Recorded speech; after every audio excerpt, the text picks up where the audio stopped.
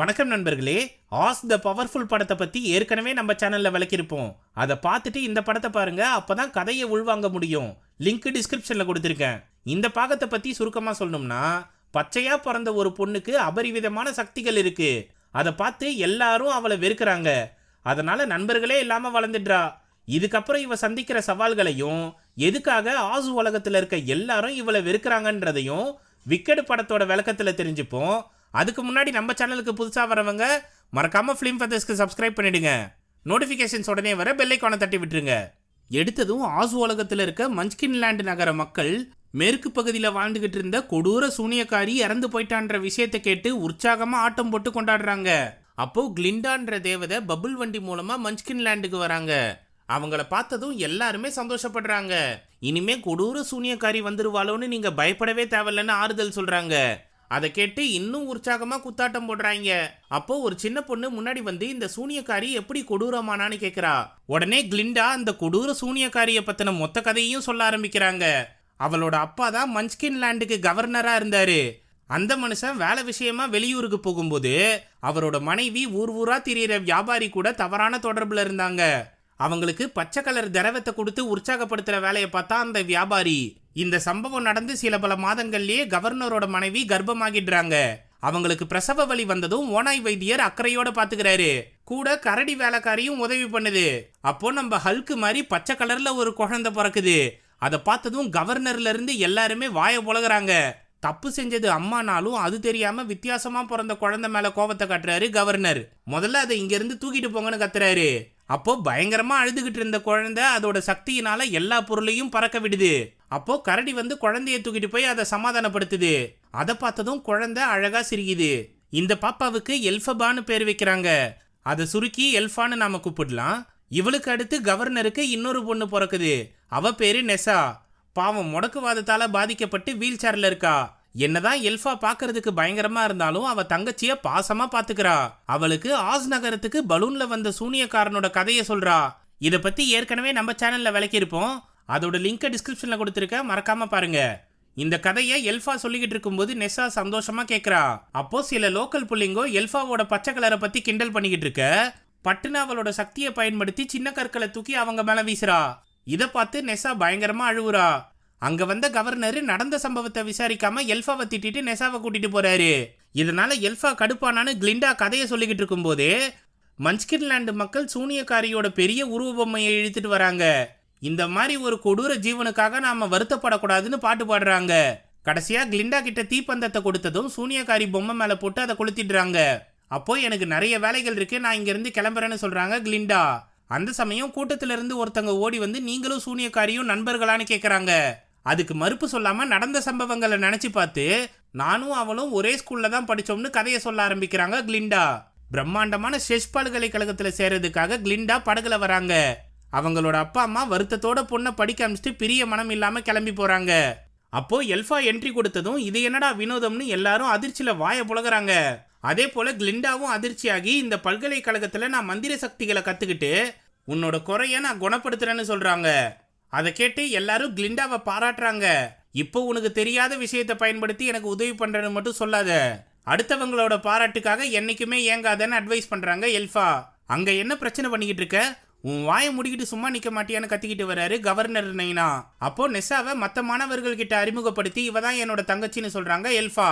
ஆனா யாரும் சட்டை பண்ணாம அங்க இருந்து கிளம்பிடுறாங்க. ஆனா கிளிண்டா மட்டும் மத்தவங்க கிட்ட நான் எதுவும் தப்பா பேசிடலையேன்னு கருத்து கேட்கறாங்க. கவர்னர் நைனா வைரக்கற்கள் பதிச்ச ஷூவை நெசாவுக்கு பரிசா கொடுத்துட்டு இங்க நீ நல்லா படிக்கணும், அதே போல உன்னை யாரும் குறை சொல்லிடக்கூடாதுன்னு அறிவுரை சொல்லி அனுப்புறாரு. எல்ஃபா நெசா கிட்ட உனக்கு முன்னாடி நான் வந்து சீன் போட்டது கொஞ்சம் ஓவர் தான், உனக்கு புது நண்பர்கள்லாம் கிடைப்பாங்கன்னு வாழ்த்து சொல்றாங்க. அப்போ வீல் சேரை தள்ள வந்த நைனா கிட்ட அவளே தள்ளிட்டு போவான்னு சொல்றாங்க எல்ஃபா. அதுக்கேத்த போல முன்னாடி போன நெசாவுக்கு 2 நண்பர்கள் அறிமுகமாகறாங்க. அப்போ எல்ஃபா கிட்ட நீயும் தங்கச்சி கூட போய் சகல வசதிகளும் இருக்கா, அவளுக்கு எந்தவித ஆபத்தும் வராதுன்றத உறுதி செஞ்சுட்டு வான்னு அனுப்பி வைக்கிறாரு கவர்னர் நைனா. சரின்னு போய் மற்ற பசங்களாம் கூடி இருக்க இடத்துல ஓரமா நிக்கிறாங்க எல்ஃபா. அங்க பாடம் நடத்த போற வாத்தியார்களை அறிமுகப்படுத்துறாங்க. அப்போ இந்த பல்கலைக்கழகத்தோட டீனா இருக்க மேடம் மாரிபிள் என்ட்ரி கொடுக்கறாங்க. எல்லாரும் அவங்க என்ன பேச போறாங்கன்னு கேட்க ஆர்வமா இருக்காங்க. இன்னைக்கு வந்திருக்க புது மாணவர்கள்ல ஒரு சிலர் மட்டுமே தலை தோங்கி நிற்க போறாங்க. அது யாருன்னு நீங்க தான் முடிவு பண்ணணும்னு சொல்றாங்க. இதை கேட்டு எல்ஃபாவே கை தட்டுறாங்க. அப்போ டீன் பேசிட்டு கீழே இறங்கி போகும்போது கிளிண்டா அவங்க கிட்ட போய் உங்ககிட்ட நான் மந்திர தந்திரங்களை பத்தி தனிப்பட்ட முறையில கத்துக்கணும்னு கேக்குறா. அவ்வளோ ஈஸியா நான் எந்த மாணவர்களையும் கிட்ட சேர்க்கறது இல்லம்மா, அசாத்திய திறமையுள்ள மாணவர்களுக்கு மட்டும்தான் நான் சொல்லி தருவேன்னு மொக்க பண்ணிட்டு போறாங்க. அப்போ கவர்னரோட பொண்ணுன்றதுனால நெசாவை கவனிச்சுக்க தனியா ஒரு மிஸ் வராங்க. ஆனா பக்கத்துல நின்னுட்டு இருந்த எல்ஃபாவை பார்த்ததும் பதறி போறாங்க. அவங்க கிட்ட கவலைப்படாதீங்க, நான் இங்க படிக்க வரல, என் தங்கச்சி பத்திரமா இருக்காளான்னு பார்த்துட்டு வர சொல்லி எங்க அப்பா அனுப்பிச்சாருன்னு சொல்றாங்க. அப்போ நானே உங்க தங்கச்சி ரூமுக்கு அழைச்சிட்டு போறமான்னு மிஸ் தள்ளிட்டு போக அவ என்னைக்குமே தன்னிச்சையா செயல்படதான் விரும்புவான்னு கத்துறா எல்ஃபா. ஆனா மிஸ் மதிக்காம போனதுனால எல்ஃபா அவ சக்தியை பயன்படுத்தி எல்லாத்தையும் பறக்க விடுறா. அதை பார்த்து மொத்த கும்பலும் பதறி போறாங்க.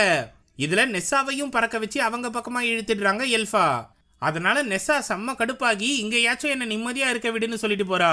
அப்போ இந்த சம்பவத்தை மேல நின்று வேடிக்கை பார்த்துட்டு இருந்த மேடம் மாரிபிள் கீழே இறங்கி வந்து உங்க எல்லாருக்கும் மாய வித்தையோட சாம்பிளை தான் காட்டினேன், அதனால யாரும் பயப்படாதீங்கன்னு சொல்றாங்க. இதை கேட்டு ஆச்சரியத்தோட எல்லாரும் கலைஞ்சு போறாங்க.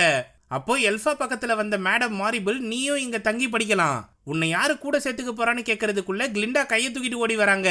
உடனே சூப்பர்மா, இவளை உன் ரூம்லயே தங்க வச்சுக்கோ, ஆனா எல்ஃபாவுக்கு தனிப்பட்ட முறையில பாடம் நடத்த போறது நான் தானே சொல்லிட்டு போறாங்க.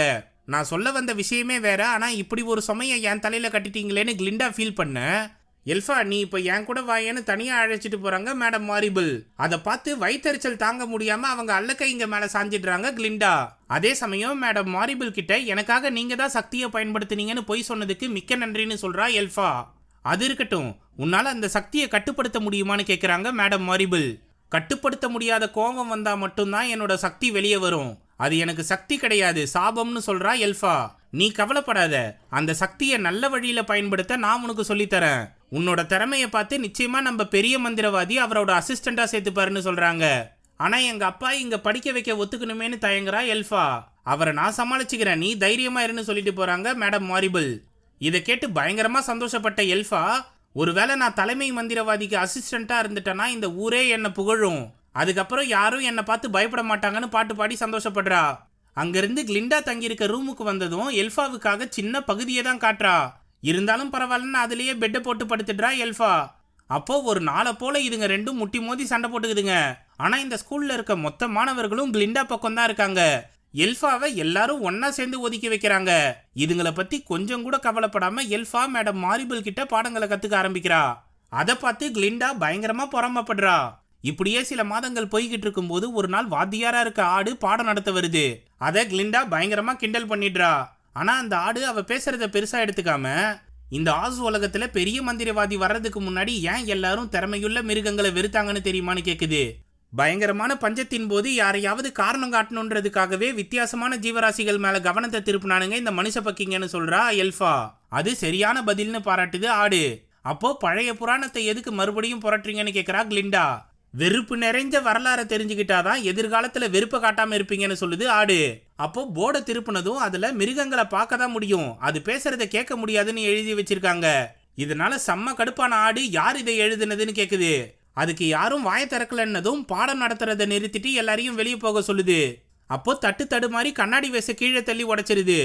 எல்லாரும் அங்கிருந்து போனதும் எல்ஃபா மட்டும் கீழே விழுந்த கண்ணாடி வேசையும் பூக்களையும் எடுத்து மேல வைக்கிறா. அதை பார்த்து உனக்கு மட்டும் ஏமா சிரமம், நீயும் உன் நண்பர்கள் கூட போக வேண்டியதுதான்னு கேக்குது ஆடு. அப்படி யாரும் எனக்கு கிடையாதுன்னு சொல்றா எல்ஃபா. சரி நானே உனக்கு முதல் நண்பனா இருக்கன்னு ஒரு காலை நீட்டுது ஆடு. அதுக்கு அன்போட கையை கொடுத்துட்டு மேடம் மாரிபிள் கிட்ட பாடம் கத்துக்க வரா எல்ஃபா. அவங்க 2 புத்தகத்து மேல ஒரு காயினை வச்சு அதை பறக்க வைக்க சொல்றாங்க. ஆனா எல்ஃபா அமைதியா முயற்சி பண்ணி முடியாம போகுது. இன்னைக்கு ஆடுவாதியார் பாடம் நடத்தும் போது ஏதோ சம்பவம் நடந்துச்சாமே, என்ன அதுன்னு கேக்குறாங்க மேடம் மாரிபிள். அவரை பத்தி போர்ட்ல கேவலமா எழுதி வச்சிருந்தாங்க. அது யாருன்னு மட்டும் எனக்கு தெரிஞ்சதுன்னா அவ்வளவுதான். என்னை பொறுத்த வரைக்கும் எல்லாரையும் சமமா தான் பார்க்கணும்னு கோவப்படும் போது பட்டுன்னு காயின் பறந்து போய் கண்ணாடியை உடையுது. அதை பார்த்து ஆச்சரியப்பட்ட மேடம் மாரிபிள், உன்னோட உணர்ச்சிகளை மட்டும் நீ கட்டுப்படுத்தினா போதும், அந்த வானம் தான் உனக்கு எல்லையா இருக்கும், அதுக்கப்புறம் நீ நேரா பெரிய மந்திரவாதிகிட்டே போய் சேர்ந்துடலாம்னு சொல்றாங்க. அதை கேட்டு சந்தோஷமா வெளியே வரும்போது ஆடுவாத்தியார் மட்டும் தனியா போறதை பார்த்து அவரை பின்தொடர்ந்து போறா எல்ஃபா. அவரோட வீட்டுல இங்க வேலை செய்யற மற்ற மிருகங்களும் ஒண்ணு கூடி இருக்குங்க. அவங்க என்ன பேசுறாங்கன்னு இவ ஒட்டு கேட்கிறா.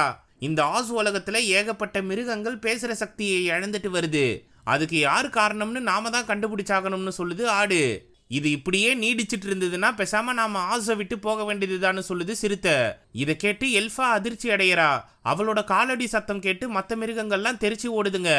ஆனா ஆடுவாதியார் மட்டும் எல்ஃபாவை உள்ள கூப்பிட்டு இந்த பிரச்சனையை எடுத்து சொல்றாரு. இத பத்தி நீங்க பெரிய மந்திரவாதி கிட்ட முறையிட்டா உங்களுக்கு தீர்வு கிடைக்கும் தானேன்னு அறிவுரை சொல்றா எல்ஃபா. அதுவும் நல்ல யோசனை தானே ஆடுவாதியார் சொல்லும் போது லைட்டா கணக்க ஆரம்பிக்கிறாரு. சரின்னு எல்ஃபா அங்கிருந்து கிளம்பிடுறா. அப்போ குதிரையில வந்த ஒருத்தன் எல்ஃபா மேல மோதி கீழே தள்ளிடுறான். உடனே இறங்கி வந்து உங்களுக்கு எதுவும் அடிபடலையேன்னு அக்கறையா விசாரிக்கும் போது கண்ணை திறந்துகிட்டு குதிரையை ஓட்ட மாட்டீங்களான்னு கேட்கறா எல்ஃபா. எல்லாரையும் போல எல்ஃபாவை பார்த்து அதிர்ச்சி ஆனவன், இந்த செடி கொடிகளுக்கு மத்தியில நீங்க நடந்து போகும்போது என் கண்ணுக்கு தெரியல. சரி நீங்க போற இடத்த சொல்லுங்க, நான் உங்களை இறக்கி விடுறேன்னு கூப்பிடுறான். என் 2 காலும் நல்லாதான் இருக்கு, நான் நடந்தே போய்கிறேன்னு சொல்லிட்டு போறா எல்ஃபா. என்னடா இது, நம்ம கிட்ட முறப்பா பேசுற பொண்ணை இப்பதான் பாக்குறேன்னு ஆச்சரியப்படுறான். அவனோட குதிரையும் அவனை கிண்டல் பண்ணுது.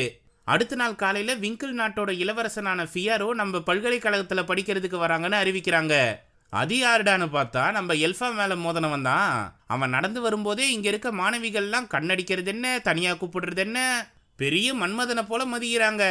அப்போ இவங்கிட்ட சீனை போடுறதுக்காகவே பயங்கரமா மேக்கப் போட்டு வருது கிளிண்டா. இங்க இருக்க எல்லாரையும் ஏளனமா பார்த்த ஃபியாரோ கிளிண்டாவை பார்த்ததும் வழிய தொடங்குறான். அவனை கூட்டிட்டு லைப்ரரிக்கு போய் இங்க எல்லா வகையான புத்தகங்களும் இருக்குன்னு காட்டுறா. ஆனா எனக்கு இங்க இருக்க ஆஸ் பால் ரூமுக்கு தான் போகணும்னு சொல்றான் ஃபியாரோ. அது தடை செய்யப்பட்ட பகுதியாச்சுன்னு கிளிண்டா சொல்ல, நமக்கு தடைகளை உடைக்கிறது தான் ரொம்ப பிடிக்கும், வாழ்க்கைன்ற புத்தகத்தை படிச்சா மட்டும் போதும், இதெல்லாம் நமக்கு தேவையே இல்லைன்ற மாதிரி பாட்டு பாடி ஆட்டம் போடுறான் ஃபியாரோ. அவன் கூட சேர்ந்து மற்ற பசங்களும் ஜாலியா டான்ஸ் ஆடுறாங்க. அது மட்டும் இல்லாம கிளிண்டாவை ஒருதலை பட்சமா விரும்புற பாக்கும் இவங்க கூட சேர்ந்துக்கிறான். இதுங்க பண்ற கோமாளித்தனத்தை பார்க்க பிடிக்காம எல்ஃபா அங்கிருந்து கிளம்பிடுறா. அப்போ இன்னைக்கு நைட்டு நாம எல்லாரும் ஒன்னா சேர்ந்து அந்த ஆஸ் பால் ரூமுக்கு போய் டான்ஸ் ஆடுவோம்னு சொல்றான் ஃபியாரோ. அதுக்கு ஒத்துக்கிட்டு எல்லாரும் கலைஞ்சு போறாங்க. அப்போ பாக்கு கிளிண்டாக்கு வேர்க்குதுன்னு கர்ச்சிஃபை கொடுத்துட்டு என் கூட நீ டான்ஸ் ஆட வரியான்னு கேட்கறான். ஆனா கிளிண்டா நைஸா வீல் சேர்ல இருக்க நெசாவை கவனிச்சு, எனக்கு எப்பவுமே அடுத்தவங்களுக்கு உதவி பண்றவங்கள பார்த்தா ரொம்ப பிடிக்கும், இப்போ எல்லாருமே டான்ஸ் ஆட வரும்போது நெசா மட்டும் பாத்தியா தனியா உக்காந்துருக்கா, நீ போய் அவளுக்கு உதவி பண்ணு, உன்னை எனக்கு ரொம்ப பிடிக்கும்னு உசுப்பேத்தி விடுறா. உடனே அவனும் போய் நெசா கிட்ட டான்ஸ் ஆட வரியான்னு கேட்கறான். அதுக்கு சந்தோஷமா ஒத்துக்கிறா. இத பார்த்த ஃபியாரோ கிளிண்டா கிட்ட, உன் பக்கமா வந்தவன அவ பக்கமா திருப்பி விட்ட பாத்தியா, நீ சரியான கேடிதான்னு பாராட்டுறான். அப்போ எல்ஃபா கிட்ட போய் நெசா இந்த விஷயத்த சொன்னதும், கிளிண்டா சொல்லிதான் பாக்கு உன்கிட்ட வந்து பேசினானான்னு சந்தேகத்தோட கேட்கறா. அதை பத்தி எனக்கு கவலை கிடையாது, ஒருத்தன் என்கிட்ட வந்து பேசிட்டான்ல, அதுவே எனக்கு பெரிய சந்தோஷம்னு சொல்றா நெசா. அதுக்கு ஒத்துக்கிட்டு எல்ஃபா அங்கிருந்து கிளம்பிடுறா. அதே சமயம் கிளிண்டா பார்ட்டிக்கு பக்காவா ரெடி ஆகிட்டு இருக்கும்போது அவ ட்ரெஸ் பொட்டியில இருந்து கருப்பு கலர் கூர்மையான தொப்பியை எடுத்து பாக்குதுங்க அல்ல கைங்க. அது எங்க பாட்டி எப்பவுமே கேவலமான தொப்பியை தான் செஞ்சு கொடுப்பாங்க, இதை எனக்கு சுத்தமா பிடிக்காதவங்களுக்கு தான் நான் கிஃப்டா தரப்போறேன்னு சொல்றா கிளிண்டா. அப்போ எல்ஃபா உள்ள வந்ததும் அல்லக்கைங்க ரெண்டும் வெளியே போயிடுதுங்க. இதை கவனிச்ச கிளிண்டா எல்ஃபாவுக்கு அந்த கருப்பு கலர் தொப்பியை கொடுக்கறா. இன்னைக்கு நைட்டு நாங்க எல்லாரும் டான்ஸ் பார்ட்டியை கொண்டாட போறோம், நீயும் அதுக்கு வான்னு கூப்பிடுறா. என்னடா விசித்திரமா இருக்கேன்னு யோசிச்சாலும் பார்ட்டிக்கு போலாமா வேணாமான்னு குழம்பி இருக்கா எல்ஃபா. அன்னைக்கு நைட்டு ஃபியாரோ கிளிண்டால இருந்து மொத்த பசங்களும் படகுல ஏறி ஆஸ் பால் ரூமுக்கு போறாங்க. அப்போ எல்ஃபா மட்டும் மேடம் மாரிபுல தனியா சந்திச்சு பேசுறா. இந்த பக்கம் அழகான கொகையில எல்லாரும் அட்டகாசமா டான்ஸ் ஆடி பாட்டு பாடுறாங்க. அதுல ஃபியாரோ கிளிண்டாவை கட்டி பிடிச்சி முத்தம் கொடுக்கறத பார்த்து பாக்கு நெசாவை கூட்டிட்டு வந்த உண்மையான காரணத்தை சொல்லாம, நீ அழகா இருந்ததுனாலதான் உன்னை நான் டான்ஸ் ஆட கூப்பிட்டேன்னு சொல்றான். அதை கேட்டு நெசா பயங்கரமா சந்தோஷப்படுறா. உடனே அவ கூட ஜாலியா டான்ஸ் ஆடுறான் பாக்கு. அப்போ நெசா அவங்க அப்பா கொடுத்துட்டு போன வைர ஷூவை போட்டிருக்கா. எல்லாரும் சந்தோஷமா இந்த பார்ட்டியை கொண்டாடிக்கிட்டு இருக்கும்போது மேடம் மாரிபல் அங்க வந்து கிளிண்டா கூட இருந்த ஃபியாரோவை விரட்டி விட்டு அவளுக்கு ஒரு மந்திர கொம்பை பரிசா தராங்க. எல்ஃபா தான் உனக்கு இதை கொடுக்க சொன்னான், அதே போல உனக்கும் என்ன பாடம் நடத்த சொன்னான், இல்லனா அவ ஸ்கூலை விட்டு போயிடுவேன்னு மிரட்டினா. எனக்கு அவ முக்கியன்றதுனால தான் உன்னையும் என்னோட மாணவியா சேர்த்துக்கிறேன், ஆனா நிச்சயமா நீ தேர மாட்டேன்றது எனக்கு நல்லாவே தெரியும்னு சொல்லிட்டு போறாங்க. அப்போ எல்ஃபா கருப்பு ட்ரெஸ்ஸை போட்டுக்கிட்டு கிளிண்டா கொடுத்த தொப்பியும் மாட்டிக்கிட்டு இந்த பார்ட்டிக்கு வரா. அவளை பார்த்ததும் எல்லாரும் ஒதுங்கி நின்று கேவலமா சிரிக்கிறாங்க. ஆனா எல்ஃபாவுக்கு ஆறுதல் சொல்ல நெசா கூட முன் வர மாட்டா. அப்போ தொப்பியை கீழே வச்சுட்டு இசையே இல்லாம டான்ஸ் ஆட ஆரம்பிக்கிறா எல்ஃபா. அதை பார்த்து எல்லாரும் கிண்டல் பண்றதை கவனிச்சு இவ இதெல்லாம் பெருசா எடுத்துக்கவே மாட்டான்னு சொல்றான் ஃபியாரோ. ஆனா கிளிண்டா மட்டும் எல்ஃபா மனசுக்குள்ள என்ன இருக்குன்னு புரிஞ்சுக்கிட்டு முன்னாடி வந்து அவ கூட சேர்ந்து டான்ஸ் ஆடுறா. அதை பார்த்து அல்லக்கைங்க கிளிண்டாவை தடுத்து நிறுத்த முயற்சி பண்ண, நீங்க ஓரமா நில்லுங்கன்னு கத்திட்டு மறுபடியும் வந்து டான்ஸ் ஆடுறா. இதுங்க ரெண்டும் போடுற வித்தியாசமான ஸ்டெப்பு சூப்பரா இருக்கேன்னு யோசிச்சு மத்த எல்லாரும் அதையே போட ஆரம்பிக்கிறாங்க.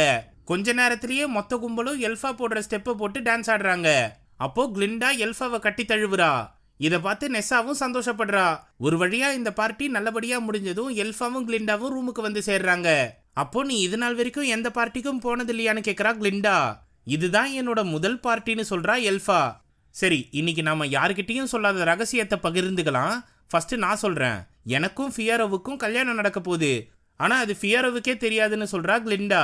அப்போ நான் என்ன ரகசியத்தை சொல்றதுன்னு எல்ஃபா யோசிக்கும் போது, உன் தலைக்காணி கடியில இந்த பச்சை கலர் பாட்டில மறைச்சு வச்சு படுத்துக்கிட்டு இருக்கியே, அது என்னன்னு எடுத்து கேட்கறா கிளிண்டா. ஒழுங்கா அதை கொடுத்துருன்னு எல்ஃபா புடுங்கி வச்சுக்கிட்டதும் கிளிண்டா கோச்சிக்கிட்டு போயிடுறா. அதை பார்த்து எல்லாரையும் போலவே எங்க அப்பாவுக்கு என்னை பார்த்தா சுத்தமா பிடிக்காது. என் தங்கச்சிக்கு முடக்குவாதம் வர்றதுக்கு காரணமே நான் தான். எங்க அம்மா 2வது வாட்டி கர்ப்பமானதும் பிறக்க போற குழந்தை என்ன மாதிரி பச்சையா இருக்க கூடாதுன்னு ஏகப்பட்ட மருந்துகளை அரைச்சு ஊத்துனாரு எங்க அப்பா. அதனால குழந்தை சீக்கிரமா பிறந்துச்சு. ஆனா கால்கள்ல சக்தி இல்லாம போனதுனால நடக்க முடியாம போயிடுச்சு. அந்த பிரசவத்திலேயே எங்க அம்மாவும் இறந்து போயிட்டாங்க. அவங்க ஞாபகமா தான் இந்த பச்சை கலர் பாட்டில எடுத்து வச்சிருக்கேன்னு சொல்றா எல்ஃபா. இதை கேட்டு வருத்தப்பட்ட கிளிண்டா, நீ எந்த தப்பும் பண்ணல, அதனால இனிமே உன் தங்கச்சியை நினைச்சு வருத்தப்படாத. இதுக்கப்புறம் என்னோட முதல் கடமை உன்னை அழகாக்குறது தான். ஃபர்ஸ்ட் என்ன போல முடிய சிலிப்பி விட்டு சரியாக்க கத்துக்கோ. அடுத்தது நீ பச்சை கலரா இருக்கிறதுனால பிங்க் கலர் ட்ரெஸ்ஸை போடுன்னு அறிவுரை சொல்றா. அப்போ மேடம் மாரிபிள் கொடுத்த மந்திர குச்சியை வச்சு அவளுக்கு ட்ரெஸ்ஸை மாற்ற முயற்சி பண்ணி தோத்து போறா. இதுக்கப்புறம் நீ கலர் கலரா ட்ரெஸ்ஸு ஷூன்னு எல்லாத்தையும் போட்டு அழகா தெரியணும்னு சொல்லி கொடுக்குறா. அப்போ முறையா ஒருத்தி தான் மேல அக்கறை காட்டுறத பார்த்து சந்தோஷப்பட்ட எல்ஃபா, எனக்கு வேற வேலை இருக்குன்னு சொல்லிட்டு கிளம்புறா. அப்போ உன்னை நான் எப்படியாச்சும் ப்ராப்ளம் ஆக்குவேன்னு தனியா பாட்டு பாடிக்கிட்டு இருக்கா கிளிண்டா. வெளியே வந்த எல்ஃபா கிட்ட எப்பவும் போல இல்லாம எல்லா பசங்களும் சகஜமா பேசுறாங்க. அங்க தனியா நின்னு கிளிண்டா சொல்லி கொடுத்தா போல முடிய சிலிப்பி விட்டு பாக்குறா எல்ஃபா. இதை பார்த்த ஃபியாரோ, உனக்கு இது செட் ஆகல, நீ அதை பண்ணாதன்னு சொல்றான். சரின்னு கிளாஸ் ரூமுக்கு வந்ததும் ஆட்டுவாத்தியாருக்கு பூக்களை கொடுக்குறா எல்ஃபா. இப்போ எனக்கு எதுவும் வேணாம், எல்லாரும் அமைதியா உட்காருங்க, நான் சொல்றத காது கொடுத்து கேளுங்க. இதுதான் நான் உங்க கிளாஸுக்கு வர கடைசி நாள், இதுக்கப்புறம் வரமாட்டேன்னு சொல்றாரு. என்னடான்னு எல்லாரும் அதிர்ச்சி அடையும் போது பட்டுன்னு ஆட்டுவாத்தியார காவல் அதிகாரிகள் வந்து இழுத்துட்டு போறாங்க. அப்போ எல்ஃபா மட்டும் எந்திரிச்சு அவங்கள தடுக்க முயற்சி பண்ணும்போது இன்னொரு மிஸ் காவல் அதிகாரிங்க கடமை செய்யும் போது அவங்கள தடுக்காதீங்கன்னு சொல்றாங்க. அப்போ இது வரைக்கும் உங்களுக்கு பாதி கதைகளை தான் சொல்லியிருக்காங்க, ஆனா உண்மையா நடந்தது என்னன்னு யாருக்குமே தெரியாதுன்னு சொல்லிட்டு போறாரு ஆடுவாத்தியார். இத மத்த பசங்க பெருசா எடுத்துக்கலனாலும் எல்ஃபா மட்டும் தீவிரமா யோசிக்கிறா. அந்த சமயம் புதுசா வந்த வாத்தியார் சின்ன கூண்டுல அடைச்சு வச்சிருந்த குட்டி சிங்கத்தை காட்டி, இதுக்கப்புறம் எல்லா மிருகங்களையும் நாம கூண்டுல தான் அடைச்சு வைக்க போறோம், அதுங்க இனிமே பேசவே முடியாதபடி நாம செய்ய போறோம்னு சொல்றாரு. இதை கேட்டு செம்ம கடுப்பான எல்ஃபா அவ சக்தியை பயன்படுத்தி ஆடு வாத்தியாருக்காக எடுத்துட்டு வந்த பூக்களை பறக்க விடுறா. அதுல இருந்த மகரந்தம் ரூம் ஃபுல்லா பரவனதும் எல்ஃபாவும் ஃபியாரோவையும் தவிர மத்த எல்லாரும் மயங்கிடுறாங்க. உடனே ஃபியாரோ அந்த சிங்கக்குட்டியை தூக்கிட்டு போலாம்னு சொல்றான். அதை கேட்டு 2 பேருமே அங்கிருந்து சிங்கக்குட்டியோட எஸ்ஸாகி சைக்கிள்ல ஏறி போறாங்க. கொஞ்ச நேரம் பொறுத்து கிளாஸ் ரூமுக்கு வந்த மேடம் மாரிபிள் எல்லாரும் மயங்கி கிடக்கிறதையும் பூக்கள் பறந்துட்டு இருக்கிறதையும் கவனிச்சு இது நிச்சயமா எல்ஃபாவோட வேலைதான்னு ஆச்சரியப்படுறாங்க. உடனே போய் பெரிய மந்திரவாதிக்கு இதை பத்தின விவரங்களை கடிதாசியில எழுதி அனுப்புறாங்க. இந்த பக்கம் சிங்கக்குட்டியை காட்டுப்பகுதிக்கு அழைச்சிட்டு வந்ததும் நீ பிரச்சனையை தேடி தேடி போவியான்னு கேட்குறான் ஃபியாரோ. நானே பெரிய பிரச்சனைன்றதுனால எனக்கு எதை பத்தியும் கவலை கிடையாது. ஆமா, நீ எதுக்கு என் கூட வந்தன்னு கேட்குறா எல்ஃபா. நீ எதுக்கு என்னை மட்டும் விட்டு மற்ற எல்லாரையும் மயங்க வச்ச? இப்படி ஒருத்தரை மாத்தி ஒருத்தர் கேள்வி கேட்கறத நிறுத்திட்டு சிங்கக்குட்டியை பாதுகாப்பான இடத்துல விட்டு வரன்னு தூக்கிட்டு போறான். அதே சமயம் கிளாஸ் ரூம்ல மயக்கம் தெளிஞ்சு எழுந்திரிச்ச கிளிண்டா பக்கத்துல இருந்த ஃபியாரோவை காணோம்னதும் கண்டிப்பா அவன் சிங்கக்குட்டியை தூக்கிட்டு போயிருப்பான்னு தெரிஞ்சுக்கிறா. இந்த பக்கம் தனியா நின்றுட்டு இருந்த எல்ஃபா ஃபியாரோவை நினைச்சு பாடும்போது நான் அவனுக்கேத்த பொண்ணு கிடையாது, என்னோட ஒரே ஃப்ரெண்டான கிளிண்டா தான் அவனுக்கு செட் ஆவான்னு ஃபீல் பண்றா. அப்போ 2 பேரும் திரும்பி வந்ததும் கிளிண்டா ஃபியாரோவை கட்டி தழுவுறா. அதை ஓரமா நின்று வேடிக்கை பார்த்துக்கிட்டு இருக்கா எல்ஃபா. அடுத்த நாள் காலையில மேடம் மாரிபிள் எல்ஃபாவை உடனே கீழே இறங்கி வர சொல்றாங்க. என்னடான்னு பார்த்தா பெரிய மந்திரவாதி கிட்ட இருந்து சின்ன ஹாட் ஏர் பலூன் மூலமா ஒரு லெட்டர் வந்திருக்குன்னு சொல்றாங்க. அதை பார்க்க ஏகப்பட்ட பேர் கூடியிருக்காங்க. அப்போ எல்ஃபா முன்னாடி போய் அந்த லெட்டரை பிரிச்சு படிக்கிறா. அதுல நீங்க எமரால்டு நகரத்துக்கு உடனே வந்து உங்க திறமையை காட்டுங்கன்னு எழுதியிருக்கு. என் சக்தியை என்னால கட்டுப்படுத்த முடியாதப்போ நான் எப்படி போய் அங்க திறமையை காட்டுறதுன்னு வருத்தப்படுறா எல்ஃபா. நீ கவலைப்படாதமா, நிச்சயமா உன்னால சாதிக்க முடியும்னு அறிவுரை சொல்றாங்க மேடம் மாரிபிள். அப்போ மழை பெய்ய ஆரம்பிக்குது. உடனே எல்ஃபாவுக்காக கொடைய விரிச்சிட்டு அவங்க சக்தியை பயன்படுத்தி கார்மேகங்களையே தள்ளி விடுறாங்க மேடம் மாரிபிள். கொஞ்ச நேரம் பொறுத்து எல்ஃபா ரயில்வே ஸ்டேஷனுக்கு வந்து சேர்ந்ததும் அவளை வழி அனுப்பி வைக்க ஏகப்பட்ட மாணவர்கள் ஒன்று கூடியிருக்காங்க. அங்க வந்த கவர்னர் நைனா கிட்ட பாக்க அறிமுகப்படுத்தி வைக்கிறா நெசா. என் பொண்ணுக்கு உன்னால எந்தவித கஷ்டமும் வரக்கூடாதுன்னு மிரட்டி சொல்றாரு நைனா. அப்போ கிளிண்டா கிட்ட ஃபியாரோ வரலையான்னு கேட்கறா எல்ஃபா. அவன் இப்பெல்லாம் முந்தி மாதிரி இல்ல, எதையோ யோசிச்சுக்கிட்டு இருக்கான், எப்பயுமே கவலையோட சுத்திக்கிட்டு இருக்கான்னு புலம்புறா கிளிண்டா. அப்போ என்ட்ரி கொடுத்த ஃபியாரோ கிளிண்டா கிட்ட, ஆட்டுவாத்தியாரை கைது பண்ணதுக்கு அப்புறம் என்னால நிம்மதியா தூங்கவே முடியல, அதனாலதான் நான் கவலையோட இருக்கேன்னு சொல்றான். அப்போ மொத்த மாணவர்களையும் ஒண்ணு கூட்டி ஆட்டு வாத்தியாரை பத்தி பேசிக்கிட்டு இருக்கா கிளிண்டா. அதை கேட்டு எல்லாரும் கை தட்டுறாங்க. அதுல நம்ம பாக்கும் உற்சாகமா கை தட்டுறத பார்த்த நெசா செம்ம கடுப்புல அங்கிருந்து வீல் சேரை தள்ளிக்கிட்டு போயிடுறா. அப்போ ஃபியாரோ எல்ஃபாவுக்காக ஒரு பூவை கொடுக்கறான். அதை வாங்கிட்டு ட்ரெயின் ஏற போகும்போது மற்ற பசங்கள்லாம் ஆரவாரமா கை தட்டி அனுப்புறாங்க. எல்ஃபா கிளிண்டாவுக்கு டாட்டா காட்டினதும் ட்ரெயின் எடுத்துடுறாங்க. அப்போ அவளுக்காக வாங்கி வச்சிருந்த புத்தகத்தை ஓடி போய் கொடுக்கறா கிளிண்டா. அப்போ நீயும் என் கூடவே வந்துருன்னு உள்ள இழுத்து போடுறா எல்ஃபா.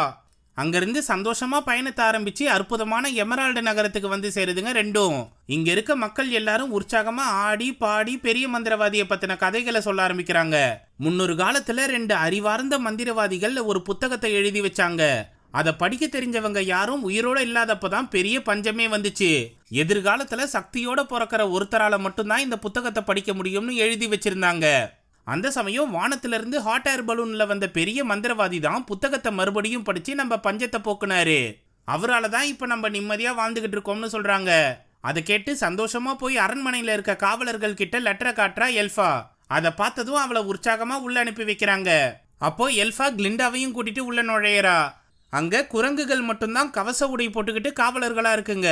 அதை பார்த்து விசித்திரமா இருக்கேன்னு சந்தேகப்பட்டுக்கிட்டே உள்ள வருதுங்க ரெண்டும். அப்போ நீ எதை பார்த்தும் பயப்படாம உன் திறமையை மட்டும் காட்டுன்னு உற்சாகப்படுத்தி உள்ள கூட்டிட்டு போறா கிளிண்டா. அங்க பெரிய மந்திரவாதியோட மிகப்பெரிய உருவத்தை பார்த்து 2 பேருமே பதறி போறாங்க. ஆனா எல்ஃபா முன்னாடி போய் அவ பேரை சொன்னதும் சாதாரண மனுஷனா இருக்க ஆசு வெளியே நடந்து வராரு. இந்த பெரிய உருவத்து மேலதான் எல்லாரும் மரியாதை வச்சிருக்காங்க. அதனால நீ பெருசா எடுத்துக்காதன்னு சொல்லி அவ காதுல இருந்து ஒரு காயினை எடுத்து காட்டுறாரு. இந்த ஆஸ் நகரத்துல சில பல மாற்றங்களை கொண்டு வர போறேன்னு 3D மாடலை காட்டுறாரு. அதுல அக்கம் பக்கம் ஊர்ல இருந்து எப்ப வேணாலும் ஆஸ் நகரத்துக்கு வரக்கூடிய ரோட போட்டிருக்காரு. அது எந்த கலர்ல போடலாம்னு கேக்குறாரு. எல்ஃபா ஒரு கலரா வைக்கும் போது கிளிண்டா மஞ்சள் கலரை தேர்வு செய்யறா. அடுத்ததா அரண்மனை மாடல்ல இருக்க அவரோட பொம்மையை காட்டிட்டு என் பக்கத்துல நீ தான் நிக்கணும்னு எல்ஃபாவோட பொம்மையும் காட்டுறாரு. அதுவும் பச்சை கலர்ல இருக்கிறத பார்த்து எல்ஃபா ஃபீல் பண்ணும்போது நீ விருப்பப்பட்டா உன்னோட நிறத்தை நான் மாத்திடுறேன்னு சொல்றாரு. அதை பத்தி ஆழமா யோசிச்ச எல்ஃபா என் நிறத்தை பத்தி எனக்கு கவலையே கிடையாது. இப்போ பேசும் மிருகங்கள் தான் ஆபத்துல இருக்குங்க. அதனால அவங்கள எப்படியாச்சும் காப்பாத்துங்கன்னு கேக்குறா. தாராளமா செஞ்சிடலாம். எனக்கு குடும்பங்கள் மேலையும் குழந்தைகள் மேலையும் ஒரு அலாதியான அன்பு இருக்கு. அதனால உன் ஆசையை நான் நிறைவேற்றி வைக்கிறேன்னு சொல்றாரு. அப்போ மேடம் மாரிபிள் இங்க வராங்க. அவங்கள பார்த்ததும் எல்ஃபா அன்போட போய் கட்டி தழுவுறா. அவ பக்கத்துல இருந்த கிளிண்டாவை கவனிச்சு கடுப்புல கத்துறாங்க மேடம் மாரிபிள். அப்போ ஒரு குரங்கு காவலன் ஸ்கிரீன் போட்டு மூடி இருந்த மந்திர புத்தகத்தை திறந்து காட்டுது. இத கிரமேர் தானே, நான் வேணா தொட்டு பார்க்கவான்னு கேக்குறா கிளிண்டா. அதெல்லாம் முடியாதுன்னு சொல்றாங்க மேடம் மாரிபிள். அப்போ எல்ஃபா அந்த புத்தகத்து பக்கம் போனதும் தானா திறக்குது. அதுல இருக்க எழுத்துக்கள் எல்லாமே எல்ஃபாவுக்கு நல்லாவே படிக்க தெரியுது. இப்போ எந்த மந்திரத்தை சொல்றதுன்னு கேக்குறா. அப்போ ஸ்கிரீனை திறந்த குரங்கு பக்கத்துல இருக்கிறத காட்டி அதுக்கு பறவைகள்னா ரொம்ப பிடிக்கும், முடிஞ்சா அதையும் பறக்க வைன்னு கேக்குறாரு ஆசு. உடனே பறக்கும் மந்திரத்தை சொல்ற பேஜ் திரும்பி வருது. அதை படிச்சு முடிச்சதும் குரங்கு வழியில பயங்கரமா கத்துது. என்னடான்னு பார்க்கும்போது அது உடம்புல இருந்து ரக்க தானா வெளியே வருது. அதை பார்த்து 3 பேரும் ஆச்சரியப்படுறாங்க. நான் சொல்ல இவன் நிச்சயமா சாதிப்பாங்கன்னு பெருமைப்படுறாங்க மேடம் மாரிபிள். ஆனா குரங்கு படுற அவஸ்தையை பார்த்து எல்ஃபா பயங்கரமா வருத்தப்படுறா. இந்த குரங்க மறுபடியும் சகஜ நிலைமைக்கு மாத்த முடியுமான்னு கேக்குறா. அந்த புத்தகத்துல அதுக்கான மந்திரம் இல்லையேமான்னு சொல்றாங்க மேடம் மாரிபிள். அப்போ வெளியே இருக்க குரங்குகளும் அலற சத்தம் கேட்டு என்னன்னு போய் பார்த்தா அதுங்களுக்கும் ரெக்கம் முளைக்குது. அதை பார்த்து மேடம் மாரிபிளும் பெரிய மந்திரவாதியான ஆசும் சந்தோஷப்படுறாங்க. இதுங்களை பறக்கும் உளவாளியா பயன்படுத்தலாம்னு சொல்றாங்க. அதை கேட்டு செம்ம கடுப்பாகி எல்ஃபா உள்ள போகும்போது ஏமா புரட்சி பண்ணும்னு நினைக்கிற மிருகங்களை கண்காணிக்க இதுதாம்மா சரியான உளவாளிகளா இருக்கும்னு சொல்றாரு ஆசு. அதை கேட்டு நீங்க தான் மிருகங்களை கூண்டில் அடைக்கிறதா, எதுக்காக இந்த மாதிரி பண்றீங்கன்னு கேக்குறா. நான் இருந்த உலகத்துல மக்கள் எல்லாரும் ஒன்னா வாழணும்னா அவங்களுக்கு பொதுவான எதிரி ஒருத்தவங்க இருக்கணும், அதனாலதான் இங்க மிருகங்களை தேர்வு செஞ்சேன்னு சொல்றாரு ஆசு. அப்போ நீங்களே உளவாளிகளை உருவாக்க வேண்டியது தானே, எதுக்காக என்ன இங்க கூட்டின்னு வந்தீங்கன்னு கத்திட்டு நேரா போய் மந்திர புத்தகத்தை எடுத்துட்டு வந்து இதை படிச்சு காமிங்கன்னு கேக்குறா. ஆனா ஆசு திருன்னு முழிக்கிறத பார்த்து உங்களால இதை படிக்க முடியாது தானே, அது மட்டும் இல்லாம உங்களுக்கு எந்தவித மந்திர சக்திகளும் கிடையாது தானேன்னு கேக்குறா. அதுக்கு ஆசு ஒத்துக்கினதும் இனிமே இந்த புத்தகமும் நானும் இங்க இருக்க மாட்டோம்னு சொல்லிட்டு அதை எடுத்துட்டு கிளம்பிடுறா. அப்போ மேடம் மாரிபுல்லால கூட எல்ஃபாவை தடுக்க முடியாம போகுது. உடனே வெளியே போய் பறக்கும் ரெக்க கொண்ட குரங்கு காவலர்கள் கிட்ட உங்க குடும்பத்துக்கு எந்தவித ஆபத்தும் வரக்கூடாதுன்னா உடனே போய் அந்த பச்சை கலர் பொண்ணை புடிச்சிட்டு வாங்கன்னு உத்தரவிடுறாங்க. அது மட்டும் இல்லாம கிளிண்டா கிட்டையும் நீ எனக்கு எதனா உதவி பண்ணணும்னு நினைச்சனா ஒழுங்கா போய் உன் ஃப்ரெண்டை கூட்டிட்டு வந்துருன்னு சொல்லி அனுப்புறாங்க. அப்போ பறக்கும் குரங்குகள்லாம் எல்ஃபாவை கண்டுபிடிச்சு கோட்டைக்கு வெளியே இருக்க கண்ணாடியை உடைச்சிட்டு உள்ள வர முயற்சி பண்ணுதுங்க. அந்த பக்கமா வந்த கிளிண்டாவோட ட்ரெஸ்ஸையும் பிடிச்சி இழுக்குதுங்க. ஆனா கிளிண்டா அதுங்களை தட்டி விட்டு எல்ஃபா பக்கம் ஓடிடுறா. நாம எதுவா இருந்தாலும் அவங்க கிட்ட பேசி தீர்த்துக்கலாம்னு சொன்னாலும் எல்ஃபா தப்பிச்சு ஓடுற வேலையை பாக்குறா. அப்போ ஆசும் பெரிய உருவத்துக்கு பின்னாடி போய் மனித காவலர்கள் கிட்ட எல்ஃபாவை பிடிச்சிட்டு வர சொல்லி உத்தரவிடுறாரு. இந்த பக்கம் எல்ஃபாவும் கிளிண்டாவும் குரங்குங்க கிட்ட சிக்காம ரகசிய அறையை கண்டுபிடிச்சு உள்ள பூந்துடுறாங்க. அங்க இருக்க ஹாட் ஏர் பலூன்ல ஏறி தப்பிச்சு போக முயற்சி பண்ணும்போது மனித காவலர்கள் வந்துடுறாங்க. அப்போ ஹாட் ஏர் பலூன்ல கிளிண்டாவையும் எகிரி குதிக்க சொல்லிட்டு நெருப்பு அதிகப்படுத்தி மேல பறந்து போக வைக்கிறா எல்ஃபா. அதுக்குள்ள சில பல காவலர்கள் மேலே ஏற முயற்சி பண்ணும்போது அவங்கள கீழே தள்ளி விட்டு மேல பறந்து போறா. அந்த சமயம் கூரையில இருக்க கதவையும் மூடிடுறாங்க. அதுல குத்துப்பட்டு ஹாட் ஏர் பலூன் உடஞ்சிருது. உடனே வேற ஒரு ரூம்குள்ள பூந்து கதவுக்கு நடுவுல தொடப்பத்தை வச்சுட்டு போதுங்க. அப்போ எதுக்காக பிரச்சனை பண்ணிக்கிட்டு இருக்கேன்னு கிளிண்டா கேட்க, உன்னோட ஆசை நிறைவேறணும்னா நீ எதையும் பொறுத்துப்ப, என்னால அப்படி இருக்க முடியாதுன்னு சொல்றா எல்ஃபா. அப்போ மேடம் மாரிபிள் ஆஸ் நகர மக்களுக்கு ஒரு அறிக்கை விடுறாங்க. பச்சை கலர்ல இருக்க கொடூர சூனியக்காரி நம்ம ஊர் அழிக்க திட்டம் போடுறா. அவ எது சொன்னாலும் நம்பாதீங்க, அவ யாரு கண்ணில் பட்டாலும் முடிஞ்ச அளவுக்கு போட்டு தள்ளிடுங்கன்னு சொல்றாங்க. இதை கேட்டு முதல்ல இங்க இருந்து தப்பிக்கிற வேலையை பார்க்கணும்னு பறக்கும் மந்திரத்தை சொல்றா எல்ஃபா. அப்போ அவளுக்கு ரெக்க முளைக்காம கதவுல மாட்டின தொடப்பம் பறந்து வருது. அதே சமயம் காவலர்களும் இவ இருக்க இடத்த கண்டுபிடிச்சு கதவை உடைச்சிட்டு உள்ள வர முயற்சி பண்றாங்க.